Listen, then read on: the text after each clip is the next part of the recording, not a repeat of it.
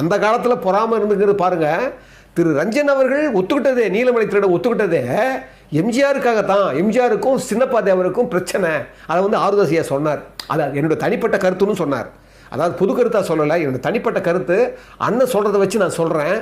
ஏன்னா திரு எம்ஜிஆருக்கும் திரு ரஞ்சனுக்கும் சாலி வாகனன்னு ஒரு படத்தில், அந்த படத்தில் BN ராவ்னு ஒரு டைரக்டர், அவர் தான் சொன்னாராம் இந்த உண்மையை. அதாவது என்னென்னா, அந்த ரஞ்சன் வந்து இவருக்கும் கத்தி வால் சண்டை வருமா. அதில் எம்ஜிஆர் வந்து விக்ரமாதித்யன் நடிச்சிருந்தாராம், இவர் சாலிவாகனன் நடிச்சிருந்தாராம் ரஞ்சன். அப்போ பெரிய ஆர்டிஸ்ட் அவர் ரஞ்சன்.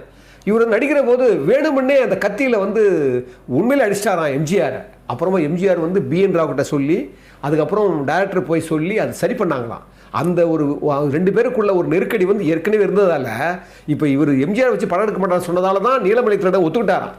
பாருங்க, இந்த பொறாமையெல்லாம் தாண்டித்தான் திரு எம்ஜிஆர் வந்திருக்கிறார். அதனால தான் நான் அந்த பாட்டை சொன்னேன். இது யாரு? ரஞ்சன்